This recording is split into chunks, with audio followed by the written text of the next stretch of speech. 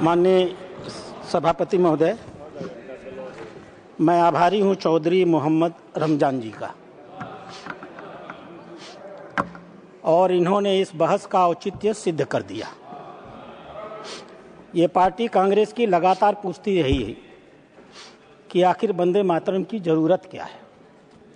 मैं बधाई देता हूं आपको, आपने बड़ी साफगोई से जो आपको कहना था आपने कहा, और आपका कहना ये बताता है कि इस देश में वंदे मातरम पर बहस की जरूरत क्या है।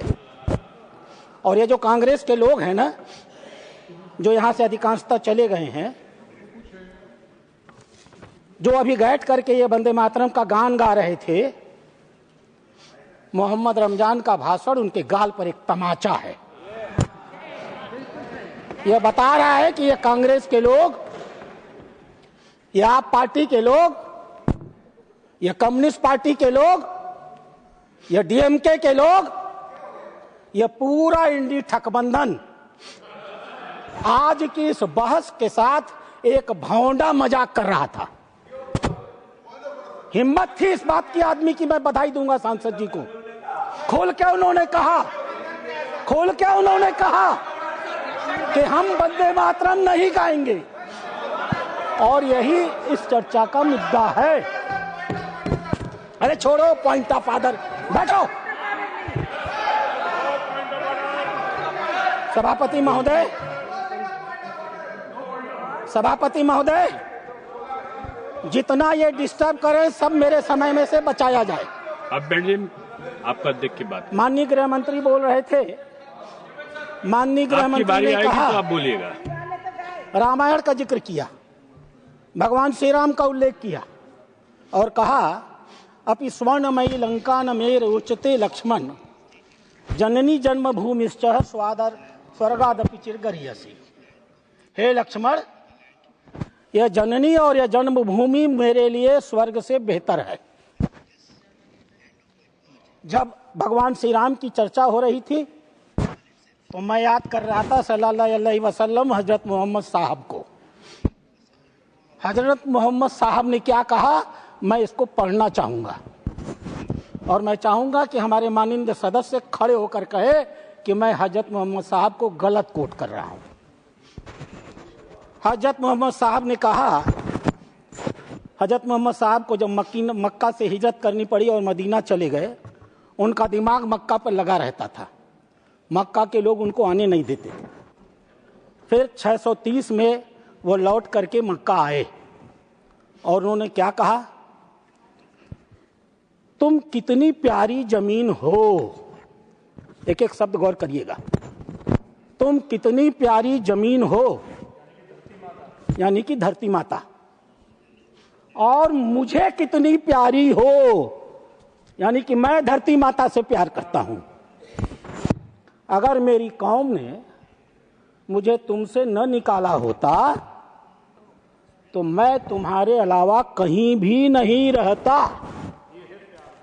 ये धरती का प्यार है जो राम जी में भी था और सल्लल्लाहु अलैहि वसल्लम हजरत मोहम्मद साहब में भी था। दुर्भाग्य तो आपका है। मैं आगे बताता हूं, मैं आपको आगे समझाता हूं। सभापति महोदय, एक देश है अजरबैजान, उज्बेकिस्तान, वो पहले रूस का हिस्सा था। रूस के हिस्सा रहते हुए उसमें ताशकंद में एक मूर्ति लगी हुई थी, मदरलैंड ऑफ रसिया। रूस से आजाद हो गया। 2010 में उज्बेकिस्तान के मुसलमानों ने उस मूर्ति को तोड़ दिया, और ये कहते हैं कि हम बुत परस्ती नहीं चाहते हैं, बड़ा भाषण दे रहे थे। उज्बेकिस्तान के लोगों ने ओथ ऑफ मदरलैंड मॉन्यूमेंट, मातृभूमि की मूर्ति की स्थापना कर दिया। वो भी मुसलमान ही थे, ये अकेले धरती के मुसलमान नहीं है, वो भी मुसलमान थे। उन्होंने स्थापना किया दी ओथ ऑफ मदरलैंड। क्या था? एक सैनिक घुटनों के बल झुककर अपने देश के झंडे को चूम रहा था और उनके पीछे उज्बेकिस्तान के प्रतीक के रूप में एक मां उसे आशीर्वाद दे रही थी। वो मूर्ति आज भी उज्बेकिस्तान में है, वो भी मुसलमान हैं। उन्होंने एक मूर्ति हटाई, अपने देश में अपने देश के मां की दूसरी मूर्ति लगाई, उस देश का झंडा चूमा, घुटनों के बल झुक के प्रणाम किया। उनका इस्लाम किसी ने आज तक दुनिया में खींचा नहीं, सीखा नहीं। आपको मालूम है 3 देश ऐसे हैं जहां मदरलैंड पार्टी है। ईरान में मदरलैंड पार्टी है, तुर्की में मदरलैंड पार्टी है और अजरबैजान में मदरलैंड पार्टी है। मातृभूमि के नाम पर जो लोग राजनीतिक दल चलाते हैं उनका इस्लाम खतरे में नहीं आता और चलाते नहीं है। 1983 में मदरलैंड पार्टी सरकार में आती है और उनका प्रधानमंत्री बनता है। उस पार्टी का नाम है मदरलैंड। वो मुसलमान नहीं है क्या? वो मुसलमान नहीं है।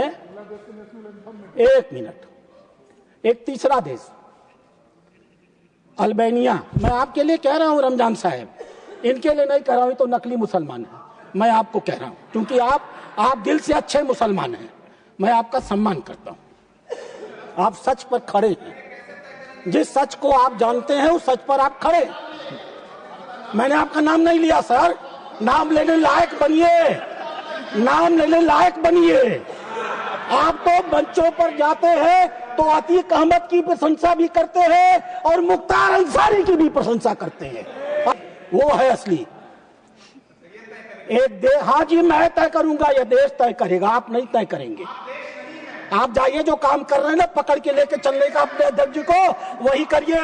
नहीं, व्यक्तिगत आक्षेप नहीं, व्यक्तिगत। सभापति महोदय, एक तीसरे देश का नाम बताता हूं। रुको, एक तीसरे देश का नाम बताता हूं। अल्बानिया।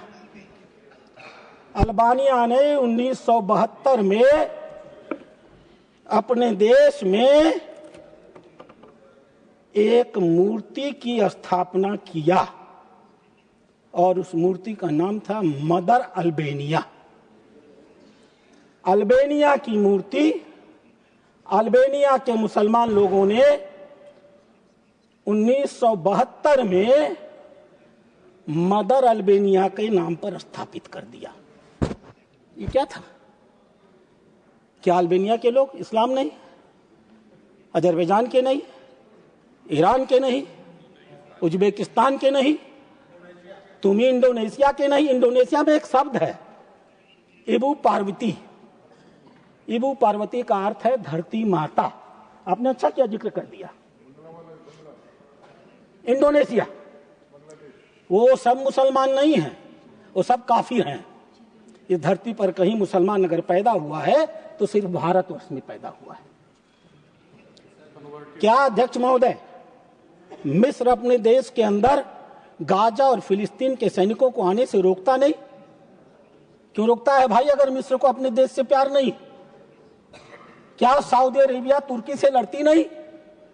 क्यों लड़ती है अगर उसे अपने मातृभूमि से प्यार नहीं? क्या ईरान और इराक आपस में लड़ते नहीं?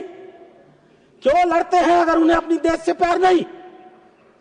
और क्या अभी पूर्वी पाकिस्तान ने पश्चिमी पाकिस्तान से लड़ करके अपने देश को आजाद नहीं कराया? क्यों कराया अगर उन्हें अपने देश से प्यार नहीं था तो? मातृभूमि। ठीक कहा हमारे सदस्य ने। अध्यक्ष महोदय, इसीलिए इस बहस की जरूरत है कि हमारे मुस्लिम मित्र को अच्छे हैं, उन्हें गलतफहमी है, उस गलतफहमी को दूर किया जाए। कहते हैं ना, जो सोए हो उनको जगाया जा सकता है।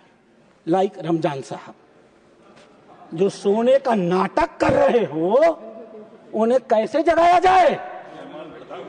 Like anybody else. मैं उसमें मुसलमानों को बाद में रखूंगा। अध्यक्ष महोदय, इस मुसलमानों की ओट की तिजारत करने वाले ये तुष्टीकरण की राजनीति करने वाले, यह कांग्रेसी और सारे दल के लोग बहुत आगे आएंगे, मुसलमान बहुत पीछे आएंगे। मैं बताता हूं क्यों। किसी मुसलमान से आपने सुना कांग्रेस का मतलब मुसलमान और मुसलमान का मतलब कांग्रेस? किसने कहा यह कांग्रेस के मुख्यमंत्री तेलंगाना के रेवंत रेड्डी ने सार्वजनिक सभा में कहा कि मैं पिछली सभा में कह करके आया हूं कांग्रेस का मतलब मुसलमान और मुसलमान का मतलब कांग्रेस। समस्या यहां है। इसी दूसरी सदन की फ्लोर में एक नेता ने कहा वह जो हिंदू होते हैं वह 24 घंटे हिंसा हिंसा हिंसा, नफरत नफरत नफरत, झूठ झूठ और झूठ बोलते। यह भारत का देश है, मजहबी आधार पर बंटवारा करके बना है। जिस पार्टी ने इस देश का बंटवारा किया वो पार्टी आज भी इस देश के सहनशील हिंदुओं को सिर्फ गाली देने में विश्वास करती है। अध्यक्ष महोदय, मुझे एक बयान और याद है इनके नेता का। अपने कार्यालय के उद्घाटन के समय उन्होंने कहा था, हम सिर्फ भाजपा से नहीं भारतीय स्टेट से लड़ रहे हैं। इनकी पार्टी भाजपा से कम भारत के राज्य से, गवर्नमेंट ऑफ इंडिया से अधिक लड़ती है। इसको ये चुनौती के साथ कह रहे हैं। और अध्यक्ष महोदय, ये टुकड़े टुकड़े गैंग वाले लोग भारत के गाल पर वो तमाचा मारते और कहते हैं कि भारत एक देश नहीं है, यूनियन ऑफ स्टेट है। याद होगा आपको उनका बयान नेताजी का। मैं उस नेताजी के नाम को लेकर के अपनी जवान को गंगा नहीं करूंगा। और तो शर्म क्या आती है अध्यक्ष महोदय, इस देश में विदेशी आक्रांता बाबर के नाम की मस्जिद को सुप्रीम कोर्ट ने ध्वस्त कर दिया और इतनी इनकी हिम्मत है कि यह इस देश के अंदर दूसरे बाबर मस्जिद को बनाने का दावा करते हैं। इसलिए अध्यक्ष महोदय, इस बहस की बहुत बड़ी जरूरत है। अब मैं कुछ तथ्यों पर आऊंगा। जो तथ्य इन्होंने नहीं बताया इस सदन को जानना चाहिए। 1923 में काकीनाडा में अधिवेशन हुआ। उस अधिवेशन की अध्यक्षता जिस व्यक्ति ने की वह व्यक्ति 1908 में मुस्लिम लीग का संस्थापक था। वह व्यक्ति जब 1919 में तुर्की में खिलाफत खत्म की गई, अंग्रेजों ने नहीं खत्म किया था, एक तुर्की के आधुनिक मुसलमान, पढ़े लिखे शिक्षित जाहिल नहीं मुसलमान, उसने खत्म किया था। उसने मस्जिद की छड़ पर तज करके कुरान को लात मारी थी। उस मुसलमान ने खिलाफत खत्म की थी, उसका नाम था कमाल अतातुर्क पाशा। और वह व्यक्ति जो 1923 में कांग्रेस का अध्यक्ष बनाया गया, कांग्रेस वालों को बड़ा इतिहास याद रहता है।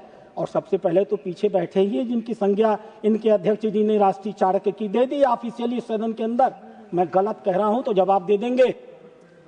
उस व्यक्ति ने अफगानिस्तान के राजा अमानुल्लाह खां को आमंत्रित किया और कहा भारत पर आक्रमण कर दो, हम भारत के मुसलमान सैनिक हो या सैनिक, हम सिर्फ और सिर्फ तुम्हारे साथ लड़ेंगे। ऐसे शर्मनाक व्यक्ति को 1923 में कांग्रेस ने अपना राष्ट्रीय अध्यक्ष घोषित किया। और जानते हैं क्या हुआ अध्यक्ष महोदय? विष्णु दिगंबर पलुस्कर, ये कहते हैं ना हम तब से गाना गाते हैं वंदे मातरम वंदे मातरम वंदे मातरम। मैं बताता हूं 1923 में क्या हुआ। विष्णु दिगंबर पलुस्कर ने सबसे पहले वंदे मातरम गाना शुरू किया और वो अध्यक्ष महोदय, उनका नाम था मोहम्मद अली जौहर, जिन्होंने भाषण दे के कहा था एक अच्छा और आदर्श से आदर्श महात्मा गांधी एक नीच से नीच और चरित्रहीन मुसलमान से भी चरित्रहीन है, मेरा इस्लाम ये मानता है। न कहा हो तो जवाब देना। उस व्यक्ति को इन लोगों ने अध्यक्ष बनाया और उस व्यक्ति ने दिगंबर विष्णु पालस्कर को भाषण गीत गाने से रोक दिया।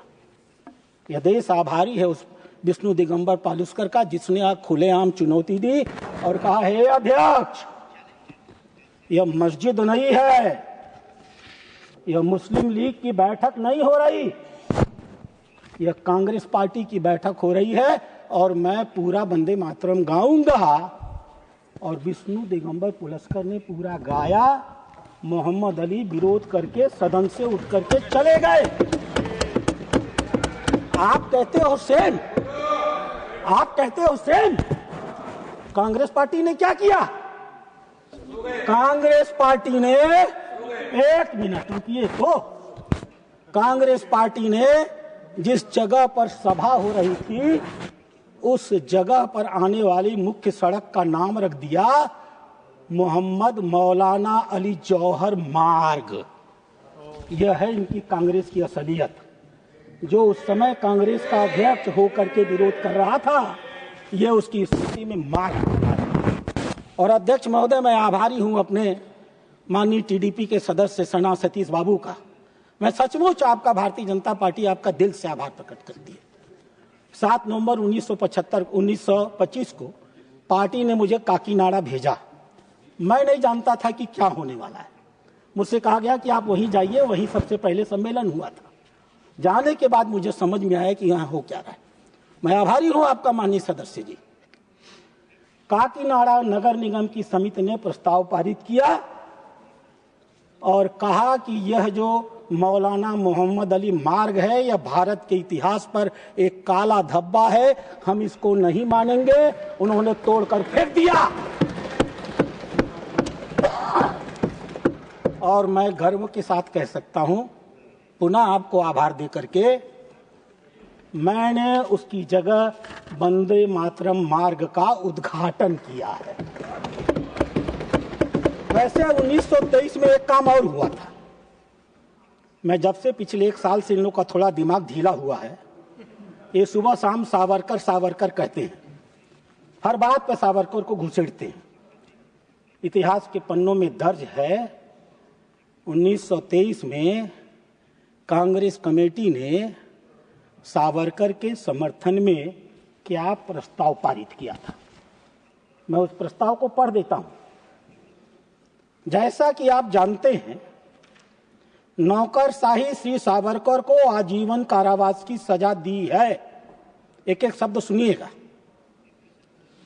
इस बेचारे को, समझे भाषण भी लोग, इस बेचारे को अत्यंत प्रतिशोधात्मक तरीके से जेल में रखा जा रहा है, जबकि यह रिहा होने का अधिकारी है। हम इस दुनिया को दिखाना चाहते हैं कि सावरकर कितनी नीच और प्रतिशोधात्मक भावना से सरकार सावरकर के खिलाफ काम कर रही है। और इसलिए हम एक कैदी के संदर्भ में सरकार के कार्रवाई की निंदा करते हैं। यह प्रस्ताव सर्वसम्मति से कांग्रेस के अधिवेशन में पारित हुआ और एक महिला सरस्वती बाई ने उठ करके सावरकर की प्रशंसा में गीत गाए। थोड़ा विषयांतर है, मुझे नहीं लेना चाहिए था, लेकिन आप लोग चूंकि अक्सर कहते हैं इसलिए इसकी चर्चा जरूरी थी। तीसरी चीज अध्यक्ष जी, अभी हमारे राष्ट्रीय अध्यक्ष महोदय एक भाषण देकर, अरे हमारे नेता प्रतिपक्ष एक भाषण देकर गए, खड़गे जी नाम लेता हूं, और उन्होंने क्या कहा? उन्होंने 24 जनवरी 1950 में संविधान सभा के राजेंद्र प्रसाद के दिए हुए भाषण का उल्लेख किया। यहां कोई सदस्य अभी कह रहा था, किस पार्टी का था मुझे नहीं मालूम, आप बैठे थे मंच पर।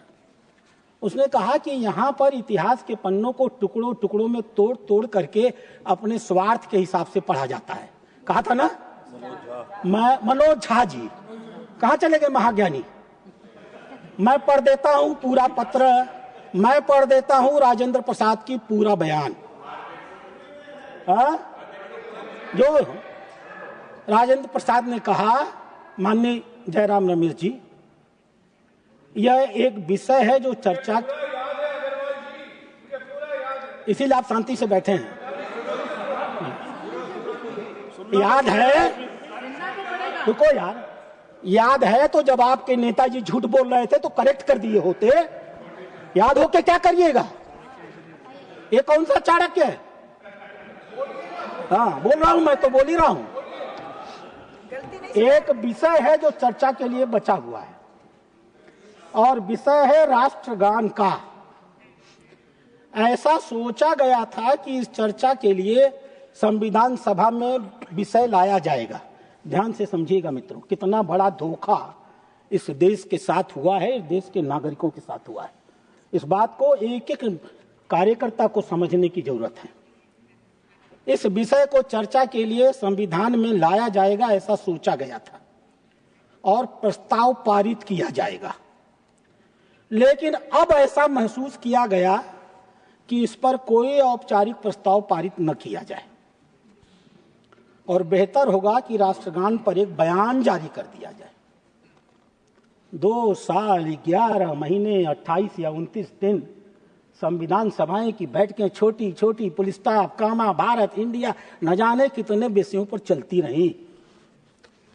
और जब वंदे मातरम का विषय आया तो इस कांग्रेस पार्टी ने संविधान सभा में 1 सेकंड के लिए वंदे मातरम पर बहस तक नहीं किया। अरे आप बैठो, पढ़ रहा हूं नीचे, बैठो, अरे बैठो। मैं कांग्रेसी नहीं हूं तो झूठ बोलूं। माननीय जयराम जी, बैठाइए इनको। नहीं, आप चेयर को संबोधित करिए। इन्होंने मुझे, वो पढ़ रहे हैं तो सुनिए। इन्होंने मुझे कांग्रेसी समझ लिया है जो मैं झूठ बोलूंगा। राजेंद्र प्रसाद, अभी मैं बताता हूं आपके अध्यक्ष जी ने छिपाया क्या। अरे मैं बताता हूं ना, काहे परेशान है। मैं वचन देता हूं, मैं बयान देता हूं, जन मन गण की रचना इसके शब्दों और संगीत के साथ भारत का राष्ट्रगान होगा। ये आपके नेता प्रतिपक्ष ने कहा, मानता हूं। अगली लाइन उन्होंने हटा लिया, बड़ी चतुराई से हटाया और मैं चाहूंगा कि उस पर भी कूदे और बताए कि इनके नेता प्रतिपक्ष ने कहा कि नहीं बोलिए। जब जैसी परिस्थितियां होंगी तत्कालीन सरकार इसमें किसी भी प्रकार का परिवर्तन कर सकेगी। आज तक भारत को आजादी के 75 सालों बाद इस देश को बताया नहीं गया कि संविधान सभा में उसके चेयरमैन ने निर्णय लिया था कि देश का आने वाली कोई भी सरकार जब जैसा महसूस करेगी जनमन गण अधिनायक में परिवर्तन कर सकेगी। कहा था ना। अरे बैठो महाराज, बैठो महाराज, बैठो महाराज, बैठिए, आपका नंबर बैठिए चाणक्य साहब। आप अपने, मैं अभी और बोल रहा हूँ। अरे आप बोलिए ना, गलत है तो इसके बाद मैं चुनौती देता हूँ। आप अपनी बात को रखिएगा। मैं चुनौती देता हूँ। आप लोग मैं चेयर को तो मैं संबोधित सदस्यता छोड़ दूं और मैं सही हूं तो ये सदस्यता छोड़ दें। आप एक दूसरे चलिए देता हूं चुनौती, ले लो, ले लो, ले लो। वंदे मातरम का गाना नहीं, बैठे नहीं करता हूं मैं, नहीं बोलने दूंगा।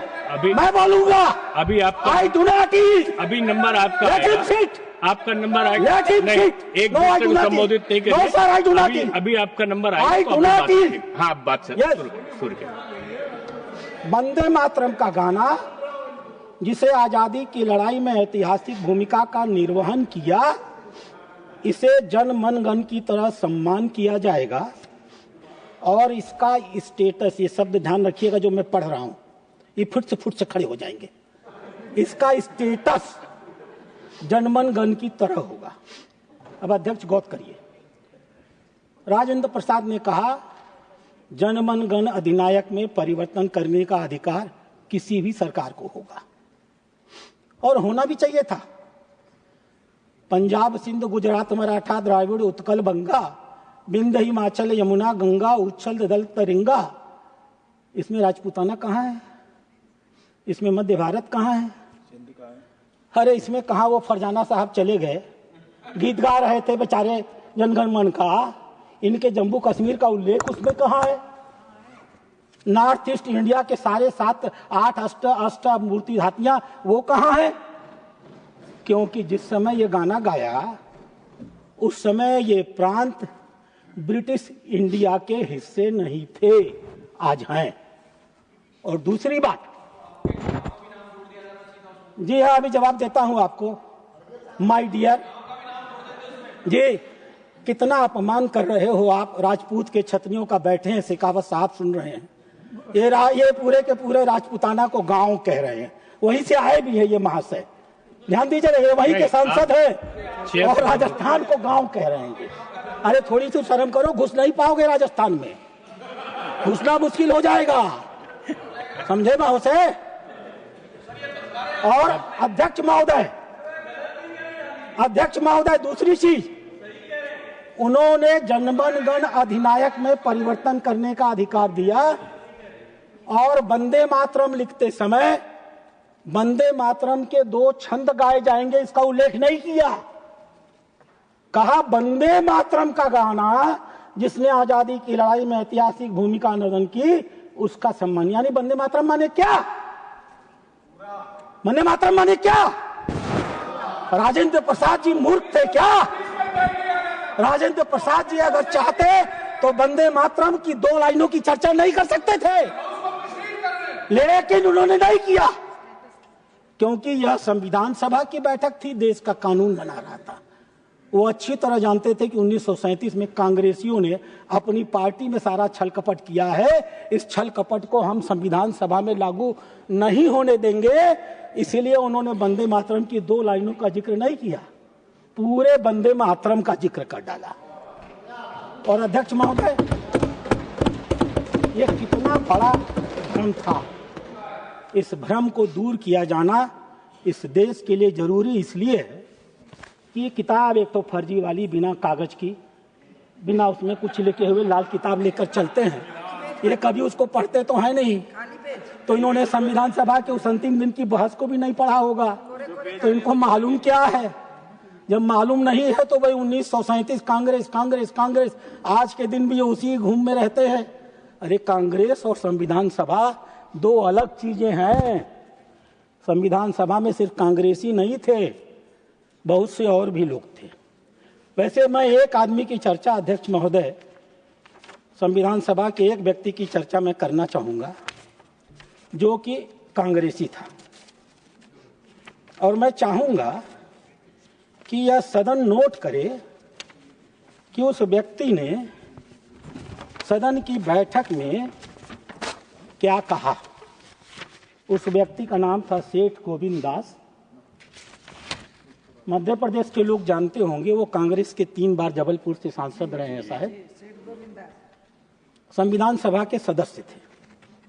उन्होंने क्या कहा वंदे मातरम के बारे में, और जिस गुरुदेव, हम तो बड़ी इज्जत करते हैं गुरुदेव की, ये क्या करते हैं मैं अभी बताता हूं, अभी बताऊंगा, पढ़ के बताऊंगा, और चाहूंगा कि चिल्ला चिल्ला के बताएं कि गलत है, गलत है। आपके पास समय कम बचा है।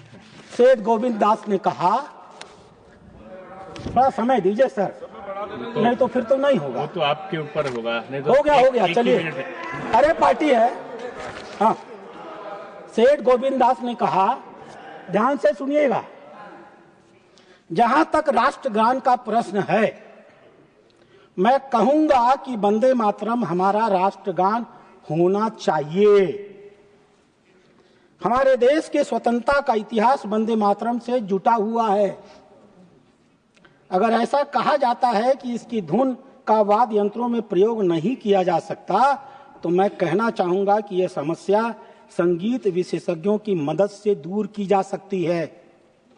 मीराबाई और सूरदास के धुन सिर्फ एक नहीं बल्कि कई धुनों में गाए जा सकते हैं। इसलिए यह सोचना गलत है कि वंदे मातरम को संगीतबद्ध नहीं किया जा सकता। अब एक लाइन और है जो मैं वस्तुतः पढ़ने नहीं चाहता था, लेकिन जब से उधर से माननीय खड़गे जी ने लगातार गृह मंत्री को चुनौती दिया और कहा कि आप टैगोर को नहीं मानते हैं क्या, आप टैगोर को इज्जत नहीं करते हैं क्या, तो मैं आपको बताता हूं कि आप टैगोर की कितनी इज्जत करते हैं। सेठ गोविंद दास ने जो कुछ रविन्द्रनाथ टैगोर के ऊपर कहा, इधर के लोगों का शर्म माथा झुक जाएगा। सेठ गोविंद दास ने कहा, रविन्द्रनाथ टैगोर ने, अब कूदिएगा नहीं, आप ही के सांसद थे सर, दया करिएगा उनके ऊपर। आपका जनमन 5 मिनट? अरे नहीं, 5 मिनट नहीं सर, प्लीज। अरे आप 1 घंटा, आधा घंटा दीजिए। 5 मिनट, आधा घंटा सब लोग दे देंगे। अरे सर बैठिए, नहीं सब देंगे, बोलने दीजिए सर। अरे सर प्लीज, हमारी पार्टी है। सेठ गोविंद दास ने कहा रविन्द्रनाथ टैगोर ने जनगण अधिनायक की रचना की है। अब आगे पढ़िए। इसमें जॉर्ज पंचम, मैं नहीं कह रहा हूं, मैं आरोप नहीं लगा रहा, मैं अपमान नहीं कर रहा। भारतीय जनता पार्टी रविन्द्रनाथ टैगोर को भारत का सर्वोत्तम व्यक्तित्व मानती है। प्रश्न यह है कि आप मानते हैं कि नहीं। जिनके कंधे पर रख के आप अभी बंदूक चला रहे थे, वो कंधा कितना कमजोर था, आपके सदस्य ने खोला था। उन्होंने कहा जॉर्ज पंचम ब्रिटेन के राजा के भारत आने पर 1911 में इसकी रचना की गई। मैं नहीं कर रहा हूं जो, मेरे ऊपर मत चिल्लाइएगा कि भाजपा अपमानित कर रही है, आपका सदस्य था।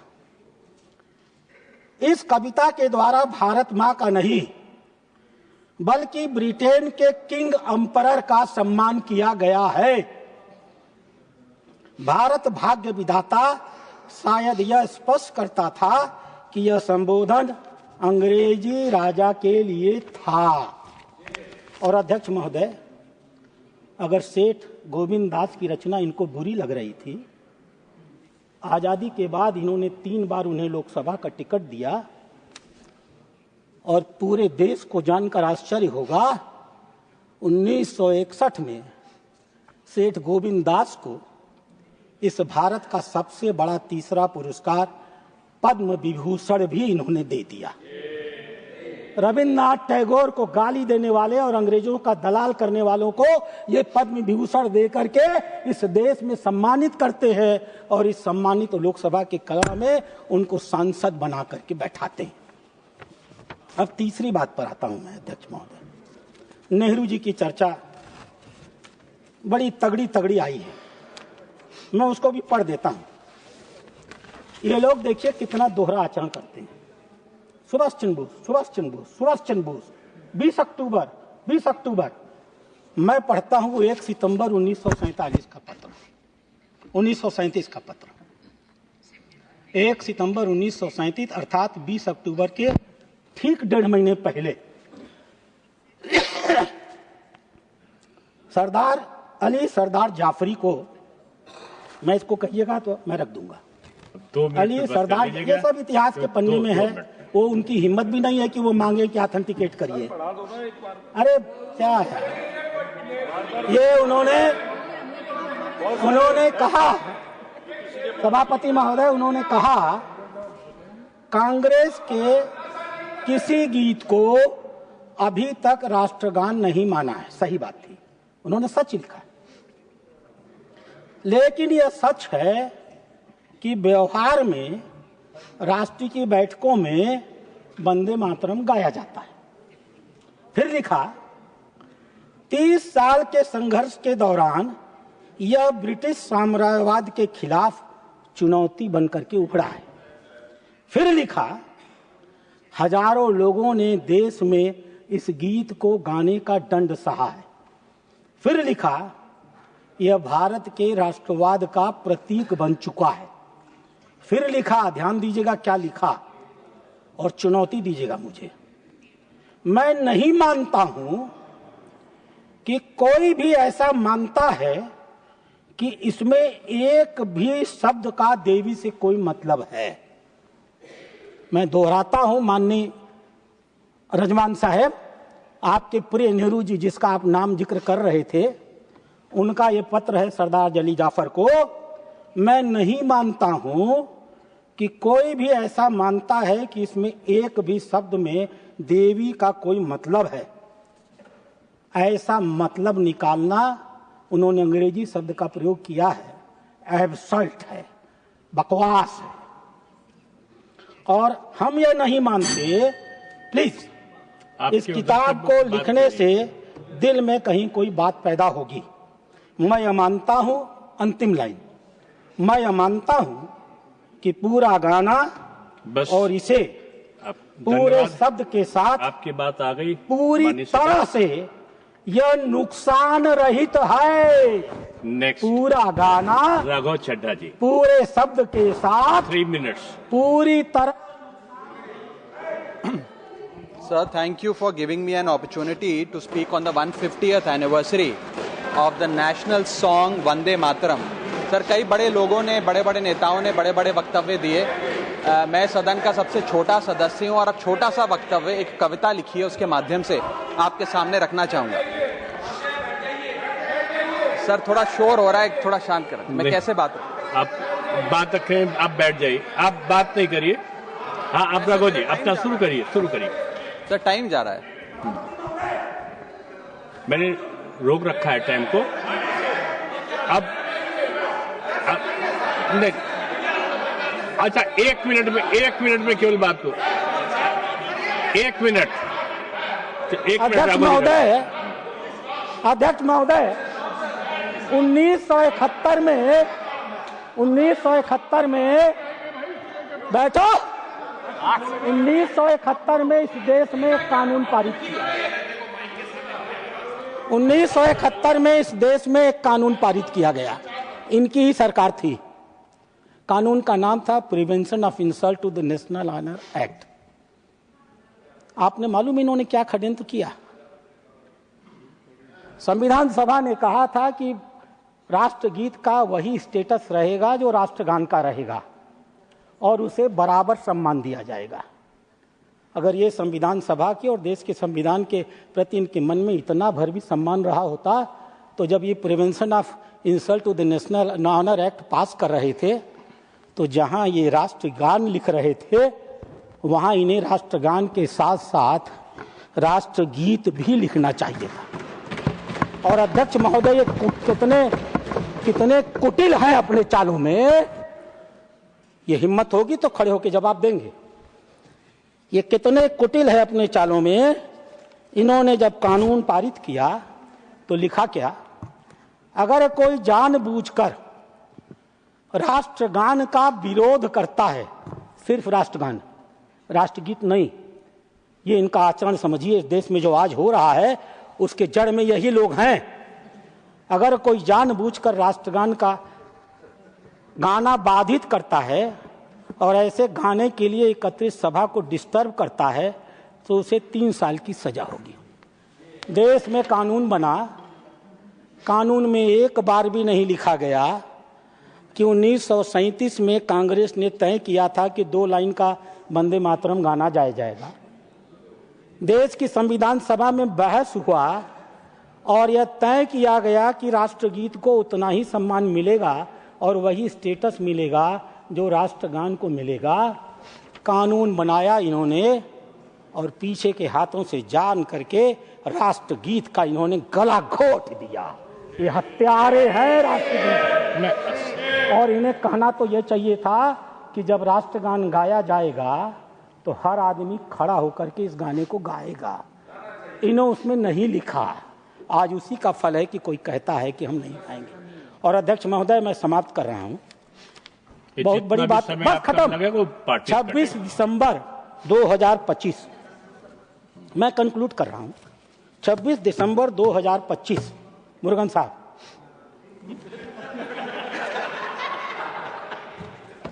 सेंट्रल हॉल में संविधान दिवस मनाया गया। मंच पर 9 लोग थे।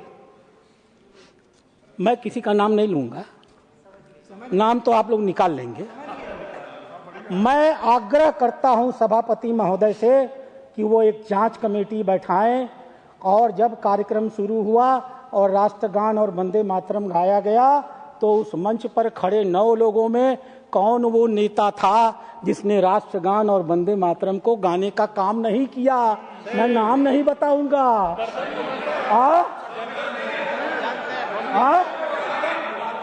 गर्दन घुमाता रहा लेकिन राष्ट्रगान नहीं गाया।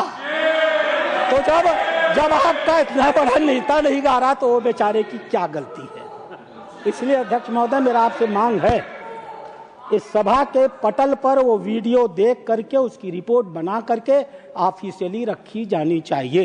मातरम मातरम मातरम मातरम। धन्यवाद। ये जितना समय आपने